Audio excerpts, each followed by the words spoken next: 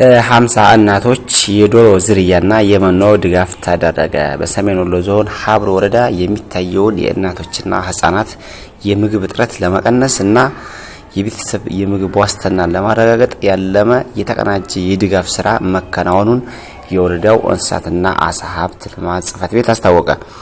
ጽሕፈት ቤቱ ከሰቆጣ ቃል ኪዳን ፕሮግራም ጋር በመተባበር ባከናወነው በዚህ ተግባር በወረዳው ስር በሚገኙ በሲሪንጋ ጉሽዋ እና ልብሶ ቀበሌዎች የተመረጡ 50 ነፍሰ ጡርና አጥቢ እናቶች የድጋፍ ተጠቃሚ ሆነዋል።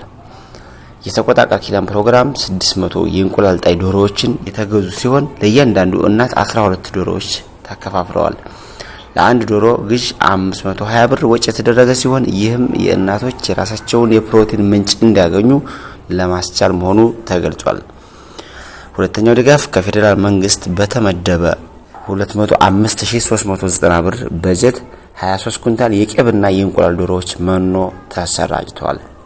ይህም እናቶች የተቀበሏቸውን ዶሮዎች በተመጣጣነ መኖ በመመገብ የእንቁላል ምርታማነታቸውን እንዲጨምሩ ታስቦ የተደረገ ነው ብለዋል። የወረዳው እንስሳትና አሳ ሀብት ልማት ጽሕፈት ቤት እንደገለጸው የድጋፉ ዋነኛ ዓላማ እናቶችና ህፃናት የተሟላ የንጥረ ምግብ አቅርቦት እንዲያገኙ ማድረግ ነው። የእንቁላልና የዶሮ ውጤቶች በእናቶችና በህፃናት ጤና ላይ ያላቸው ሚና ከፍተኛ በመሆኑ ድጋፉ የስርዓተ ምግብ እጥረትን በዘላቂነት ለመቅረፍ ያግዛልም ነው ያሉት። ከጤና ጠቀሜታው በተጨማሪ እናቶች ከእንቁላል ሽያጭ ተጨማሪ ገቢ በማግኘት የቤተሰብ ኢኮኖሚያቸውን እንዲያጠናክሩ እና በራሳቸው አቅም እንዲተዳደሩ ያግዛቸዋልም ተብሎ ይጠበቃል ብለዋል። የዘርፉ ባለሙያዎች እናቶች የተሰጣቸውን መኖ በአግባቡ በመጠቀም ዶሮዎችን በዘመናዊ እንስሳት እንክብካቤ ስርዓት እንዲያሳድጉ መክረዋል።